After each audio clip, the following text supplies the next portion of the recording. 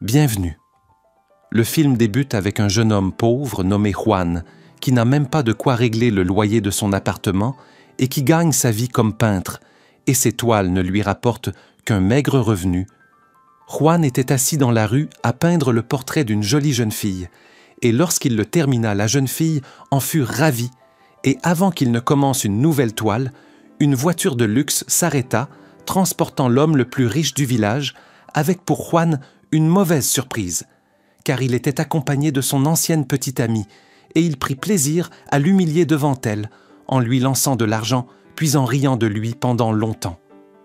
Juan se sentit honteux, rassembla ses affaires, monta dans sa vieille voiture, à peine capable de rouler, puis revint dans son village qui était connu pour ses peintres, ses galeries d'art et leurs maisons. Et sur le chemin du retour vers chez lui, le propriétaire de l'appartement le surprit en lui réclamant le loyer en retard. Juan s'irrita, lui remit la somme du mois précédent en la jetant à son visage, puis lui promit d'un ton froid de payer le loyer de ce mois-ci plus tard, mais le propriétaire se fâcha et lui lança une bouteille d'eau. Vous pourriez imaginer que Juan rendrait le projectile, mais il ramassa la bouteille et la rangea avec les autres, car il collectionnait les bouteilles pour les vendre à la fin du mois. Et le propriétaire le regarda avec mépris, en lui disant que telle est la logique des pauvres. Alors Juan se rendit à la galerie où il rêvait d'exposer un jour une toile, et il retrouva comme d'habitude le propriétaire de la galerie et le supplia de parrainer son art pour accrocher une de ses œuvres sur le mur, et il alla jusqu'à lui donner de l'argent pour cela. Le propriétaire de la galerie se moqua de lui, en disant que la somme que Juan lui avait donnée ne suffisait pas même pour louer un seul centimètre du mur de la galerie. Juan le suivit et le supplia, mais le propriétaire lui répondit avec rudesse que ses dessins ne méritaient que d'être jetés à la poubelle. Juan protesta et déclara au propriétaire que ses dessins avaient beaucoup progressé et que même sa petite amie Tian les appréciait, mais Tian est aveugle depuis longtemps et n'a jamais vu les dessins de Juan, alors comment pourrait-elle les aimer? Le propriétaire se moqua encore de lui, parce que Juan demandait l'avis de sa petite amie aveugle sur ses dessins. Puis il lui rapprocha une toile représentant une pomme de terre, et lui dit que lorsqu'il voyait cette peinture, il ressentait la faim tant elle paraissait réelle. La petite amie de Juan ne trouve quant à elle aucun travail hormis le massage, ce qui l'expose à un harcèlement permanent parce qu'elle est aveugle. Et quand certains clients tentent de la harceler, Juan intervient pour se venger, croyant qu'ils s'éloigneront d'elle, mais il le route aux deux coups. Tian revint avec Juan à l'appartement pour soigner ses blessures, et Juan se vanta de leur avoir donné une leçon, et Tian le crut, puisqu'elle n'avait pas vu ce qui s'était passé et ne savait pas que c'était Juan qui avait été frappé. Juan lui offrit de nouvelles chaussures, les lui chaussa, et ils dansèrent un peu. Et avant qu'il ne lui fasse un bouche-à-bouche pour plaisanter, Tian entendit le bruit d'une personne dans la pièce, et Juan lui expliqua qu'il s'agissait d'un ami expulsé de son appartement qui passerait la nuit chez lui en demandant à son ami de fermer les yeux pour que Tian ne soit pas gêné par la présence d'un étranger. Juan et son ami montèrent sur le toit pour boire un verre. La somnolence les gagna, et soudain, un vaisseau spatial apparut au-dessus d'eux. Et Juan se réveilla affolé, tenta de réveiller son ami, qui était inconscient tandis que le vaisseau s'immobilisait, et 3 extraterrestres en descendirent, semblables à des personnages de dessins animés, comme s'ils étaient venus pour peindre les lieux. Juan essaya de les photographier, mais il laissa le flash activé, ils le remarquèrent, et disparurent en laissant derrière eux un stylo tombé au sol que Juan ramassa, car il était peintre, puis il retourna dormir. Le matin suivant, Juan se rappela ce qui était arrivé, et il en raconta les détails à son ami. Mais celui-ci le prit pour un fou, car il avait parlé en dormant toute la nuit. Juan découvrit qu'il avait dessiné les extraterrestres pendant son sommeil, puis il sortit peindre comme d'habitude, mais son crayon se cassa. Il se souvint alors du stylo extraterrestre et l'essaya en dessinant quelque chose sur une autre feuille, et le dessin se transforma en réalité. Puis il réessaya en dessinant une pomme. Le dessin devint une vraie pomme que Juan mangea. Juan alla voir son ami pour lui montrer la pomme, mais son ami ne crut pas son histoire et mangea la pomme en se moquant de lui. Puis Juan tenta de le convaincre en dessinant un lingot d'or, mais la transformation tarda. Alors son ami jeta la feuille depuis le balcon et elle tomba sur la tête d'un vieil homme qui la prit pour une pierre, puis mit l'or dans sa poche et s'en alla, ce qui persuada enfin l'ami de Juan. Puis Juan dessina un lingot d'or plus grand et leur aspect les émerveilla. Les deux amis vivant dans une chambre louée Juan dessina donc un immense palais qui apparut au centre de la ville, sous les yeux de tous, et l'étonnement gagna l'endroit, tandis que la police arriva pour demander qui avait construit ce palais en 5 minutes. Juan essaya de supprimer le dessin. Il trouva un bouton sur le stylo qui effaçait ce qu'il ne voulait pas, et le palais disparut en un clin d'œil, accroissant la stupéfaction des gens. Juan et son ami revinrent dans la chambre et Juan proposa de dessiner 200 millions en espèces. L'ami de Juan essaya de tracer la somme, mais elle ne se transforma pas. Alors Juan prit le stylo et se mit à dessiner des liasses de billets qui remplirent la pièce jusqu'à les submerger. Puis le propriétaire de l'immeuble apparut et réprimanda les artistes à cause des détritus entassés. Une des artistes lui répondit, mais le propriétaire la coupa et lui ordonna de se taire, puis il héla Juan pour se moquer de lui, mais Juan et son ami surgirent des soudains, vêtus d'habits colorés semblables à ceux des clowns, croyant qu'il s'agissait de costumes de riches, et ils se vantèrent d'avoir assez d'argent pour payer le loyer des 100 prochaines années, ce qui stupéfia le bailleur. Juan se pavana dans le quartier avec 3 voitures de luxe et de belles jeunes femmes, puis il se rendit dans une grande agence immobilière pour acheter 2 palais dans l'endroit le plus chic, et il les paya en espèces, devant son ancienne petite amie pleine de regrets, qui observait sa soudaine richesse, tandis que son copain actuel impuissant n'était pas en mesure de se payer une villa, et dans la nuit, Juan surprit Tian la conduisit dans son nouveau palais et lui demanda ce qu'elle pensait qu'il y avait devant elle. Tian lui répondit qu'elle se trouvait devant un somptueux palais dont toute la ville parlait, ce qui irrita Juan, parce que la surprise était gâchée, mais il poursuivit la fête avec une haie d'honneur de convives félicitant Tian.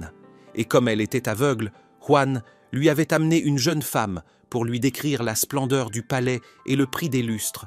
Juan remercia Tian d'être resté à ses côtés dans ses pires jours.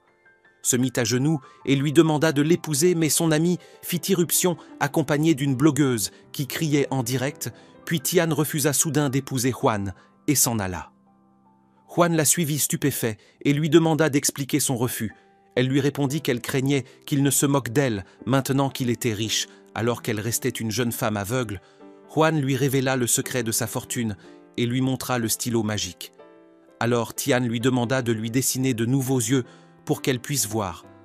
Puis Juan veilla toute la nuit à dessiner ses yeux, mais ceux-ci apparurent sur la main de son ami qui poussa un cri terrifié. Juan effaça le dessin avec désespoir et Tian lui proposa de la dessiner entière comme si elle venait de naître, et l'idée plut à Juan. Mais Tian sortit désespéré et disparut soudain près de la porte parce que le dessin commençait à devenir réel. Puis Tian revint avec la vue exactement au moment où une célèbre actrice fut transportée à l'hôpital après avoir perdu ses yeux. Et il s'avéra que tout ce que le stylo dessinait se réalisait en étant prélevé d'un autre endroit. L'argent que Juan avait dessiné provenait donc d'une banque. La voiture qu'il conduisait avait disparu à son propriétaire qui la conduisait, le lingot d'or avait été soustrait d'un dépôt, un dirigeable avait disparu à des touristes tombés en mer, et les yeux avaient été arrachés à cette actrice.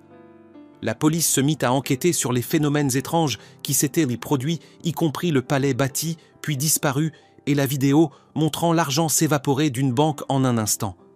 Mais Juan et son ami ne prêtèrent pas attention à tout cela et décidèrent de poursuivre leur vie de luxe en achetant toutes les plus prestigieuses de boutiques de vêtements, et Juan organisa un feu d'artifice, déclarant son amour à Tian dans le ciel. Et Tian le remercia car elle avait retrouvé la vue grâce à lui. Le lendemain, Juan retourna dans son ancien quartier, désireux d'organiser une exposition de ses toiles. Le propriétaire arrogant de la galerie le vit, se moqua de lui et fit appel à la sécurité pour le chasser. Mais Juan lui proposa 5 millions pour la galerie. Et quand l'homme entendit la somme, il congédia les agents de sécurité et devint un serviteur aux ordres de Juan. Et l'ami de celui-ci lui demanda pourquoi il avait besoin d'une galerie alors qu'il possédait déjà tout. Et Juan lui répondit qu'il recherchait la célébrité, pas l'argent, tandis que l'adversaire de Juan observait ses publicités dans la rue souffrant de sa gloire et de sa richesse. Et l'ancienne petite amie de Juan lui dit qu'il était jaloux de Juan.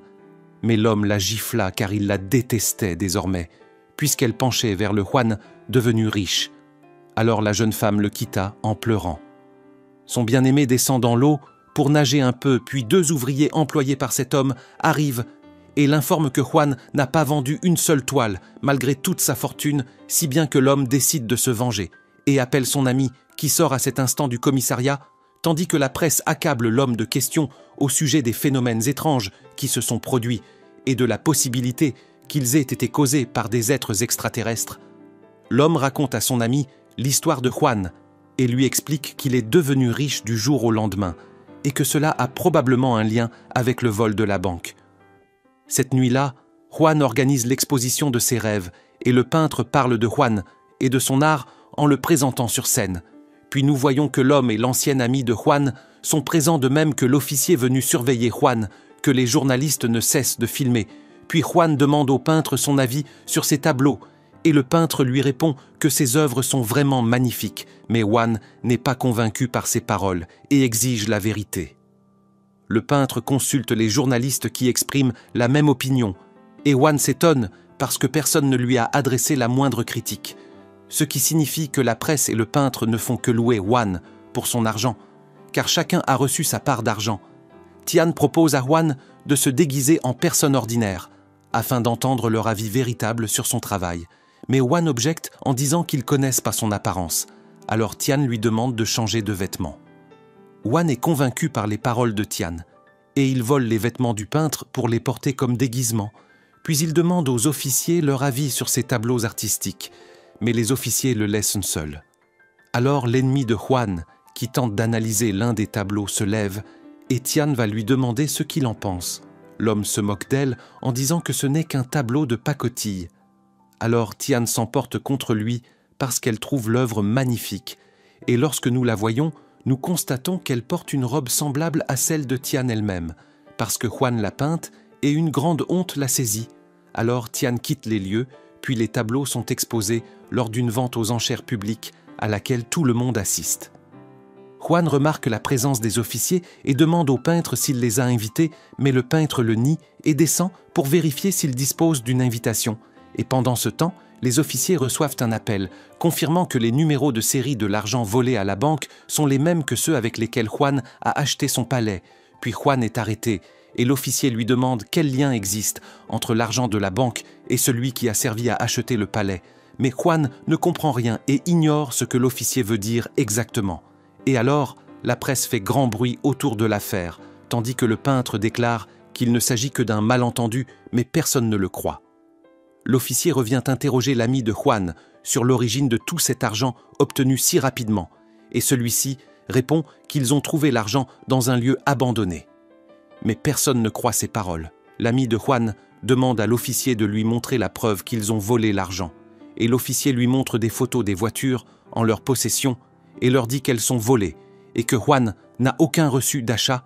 Juan se sent nerveux et admet qu'il possède un don particulier, et pour le prouver, Juan demande à l'officier de souhaiter quelque chose qu'ils réaliseront pour lui.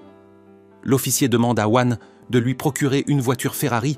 Juan et son ami demandent à l'officier de sortir de la pièce afin qu'il puisse dessiner la voiture, et soudain, l'officier entend le bruit d'un moteur, ouvre la porte et découvre une Ferrari devant lui. Tout le monde est stupéfait et il laisse Juan et son ami, qui rassurent la presse en disant qu'ils ne font qu'aider la police et l'ennemi de Juan, est choqué de les voir sortir si facilement. Tout le monde rentre chez soi et suit des réseaux sociaux totalement retournés, qui confirment que le stylo magique ne crée pas les objets, mais les déplace d'un lieu à un autre sur demande. Et Tian reçoit un choc pour la deuxième fois, lorsqu'elle découvre que ses yeux étaient ceux d'une actrice. Et dans le même temps, l'officier revient au poste avec la Ferrari, puis ils reçoivent un signalement indiquant qu'une Ferrari volée correspond à celle qu'ils ont. Et ils sont tous abasourdis et sentent qu'il existe une anomalie. Les officiers restent devant la maison de Juan pour le surveiller, et Juan et son ami les voient et gardent leur calme, et dès qu'on frappe à la porte, Juan et son ami se cachent par peur de la police, mais la personne qui a frappé est l'ancienne petite amie de Juan, qui a été battue par son compagnon actuel et a fui parce qu'elle n'est pas heureuse avec lui, et elle est venue présenter ses excuses à Juan pour ce qu'elle a fait auparavant, et Juan se rappelle ses souvenirs avec elle. Juan lui avoue qu'il avait lui aussi tort parce qu'il était absorbé par la peinture et ne s'est pas soucié d'elle alors qu'elle désirait l'épouser et construire une belle vie avec lui. Mais il a ignoré ses sentiments, puis son attention se disperse, et il lui révèle le secret du stylo magique, et l'emmène pour le lui montrer. Et nous découvrons alors que l'ennemi de Yuan a installé des caméras dans les vêtements de son ancienne petite amie, afin de filmer le secret sans qu'elle le sache, et pendant ce temps, Tian suit les nouvelles de l'actrice qui a perdu ses yeux, ainsi qu'une jeune blogueuse contrariée pour l'actrice dont l'avenir est détruit. Tian est touché par les paroles de la blogueuse qui lui dit qu'elle remarque que ses yeux ressemblent à ceux de l'actrice devenue aveugle. Alors Tian ressent de l'embarras, mais elle ne lui révèle pas la vérité sur le stylo magique qui a transféré les yeux de l'actrice sur elle. Et le lendemain, Yuan se réveille après une nuit chargée d'alcool et trouve devant lui Tian et son ami qui lui demandent où se trouve son ancienne petite amie. Et Yuan répond qu'il ne se souvient de rien. Yuan se demande si la police est toujours dehors, alors son ami et Tian lui disent que la police n'est pas à l'extérieur de la maison, mais à l'intérieur. Alors Tian se tourne et voit les officiers assis en train de boire du café. Il prend peur et court vers sa chambre et ses deux amis le suivent. L'ami de Yuan pense que la police a découvert leur secret, et Yuan leur propose d'avouer la vérité au sujet du stylo magique, mais son ami refuse en disant qu'ils n'ont que deux options, la prison ou le retour à la pauvreté. Tian accepte d'avouer la vérité sur le stylo magique pour ne plus se sentir coupable d'avoir pris les yeux d'une autre personne, et elle a vu tout ce qu'elle désirait et ne souhaite plus rien. Puis tout le monde procède à un vote pour effacer les dessins et remettre chaque chose à sa place d'origine. L'ami de Yuan s'y oppose, mais Tian accepte ensuite. La petite amie de l'ami de Yuan apparaît, et elle accepte à son tour, après avoir tout entendu, tandis que l'ami de Yuan s'oppose à dire la vérité. Tout le monde finit par accepter de révéler le secret. Alors Yuan se rend au coffre et apporte le stylo devant les officiers. Puis il ouvre le coffre, mais la grande surprise est que le stylo magique a été volé. Puis notre mémoire remonte en arrière, et nous voyons Yuan et son ancienne petite amie endormis lorsque l'ennemi de Yuan est entré dans le palais, a ouvert le coffre, a volé le stylo magique et a emmené sa petite amie sortant avec elle devant les officiers comme si elle était ivre et s'était enfuie avec lui. L'ennemi de Yuan et ses hommes se trouvaient dans un hélicoptère retenant l'ancienne petite amie de Yuan. Puis il sortit le stylo magique et décida de se dessiner la plus grande exposition du monde qui apparut soudain dans la réalité. Puis il s'y promena et ses hommes le persuadèrent de dessiner de l'argent, des voitures de luxe et un palais plus grand que celui de Yuan. Il leur dit qu'ils ne pouvaient pas imaginer la maison de ses rêves. Puis il leur dessina un empire complet, déclarant qu'il deviendrait l'empereur et qu'ils seraient ses serviteurs. Et lorsque ces hommes protestèrent, il les séduisit avec une tonne d'or chaque mois et ils acceptèrent. L'ennemi de Yuan laisse la jeune femme attachée à la porte de l'empire et dessine aussi Miss Corée pour qu'elle devienne sa petite amie. La reine disparaît alors de la scène et apparaît devant lui, mais elle refuse d'être sa compagne. Ses hommes la saisissent et la frappent, jusqu'à ce qu'elle accepte, et c'est alors que la police arrive, accompagnée de Yuan et de ses compagnons, après avoir découvert le secret. L'ennemi de Yuan tente de fuir, en disant qu'il va déplacer ses dessins, puis Yuan entre et lui dit que les dessins ne sont pas nouveaux, mais le vol des biens d'autrui. L'ennemi de Yuan ne prête pas attention aux paroles de Yuan et tente de dessiner de l'argent, mais les officiers le menacent de l'arrêter. Alors l'ennemi de Yuan consulte ses hommes, qui lui suggèrent de monter sur la Lune pour fuir avec leurs richesses. Mais le problème est l'absence d'oxygène sur la Lune. Il leur propose donc de se rendre sur une autre planète et commence à dessiner la planète. Et lorsque la police tente d'intervenir, les hommes les menacent de tuer la reine de beauté, puis l'ennemi de Yuan dessine la planète. Mais nous découvrons qu'il a dessiné le vaisseau des extraterrestres et qu'il a détourné sa trajectoire pour qu'il atterrisse dans son empire. Yuan dit à l'officier que c'est le vaisseau dont est tombé le stylo magique, puis l'officier ordonne à ses hommes d'éloigner la presse, mais les journalistes affluent en grand nombre et prennent des photos, puis les extraterrestres apparaissent derrière tout le monde furieux contre Yuan, en pensant qu'il a détourné leur trajet. Yuan les salue bien qu'ils ne comprennent pas ce qu'ils disent. Mais l'un des extraterrestres tente de l'étrangler, puis les extraterrestres attachent les officiers et jettent leurs armes au sol. L'officier s'adresse à l'extraterrestre par geste en lui demandant de libérer Yuan, mais l'extraterrestre lui parle du stylo. Yuan désigne alors son ennemi qui s'est entouré d'un char d'or et a ordonné à ses hommes de tuer tout le monde car le stylo est avec lui. Mais les extraterrestres sont plus rapides, sautent sur le char et braquent son canon sur l'ennemi de Yuan. Alors l'homme recule et rejette la faute sur ces hommes, leur demandant de présenter des excuses aux extraterrestres, mais les extraterrestres récupèrent le stylo magique. Les extraterrestres décident d'exécuter l'ennemi de Yuan, mais Yuan intervient pour le sauver en reconnaissant sa responsabilité. Il lui pardonne et Yuan leur demande de remettre chaque chose à sa place d'origine. Les dessins disparaissent. Tian redevient aveugle, mais elle ne ressent aucune culpabilité. La reine de beauté retourne au concours et l'homme sur la tête duquel étaient tombés les lingots d'or récupère ceux qui avaient disparu. Puis les voitures volées sont rendues à leurs propriétaires. Et il ne reste plus que l'ennemi de Yuan et ses hommes nus, car il s'est avéré qu'ils avaient d'y voler les costumes des acteurs d'une série historique.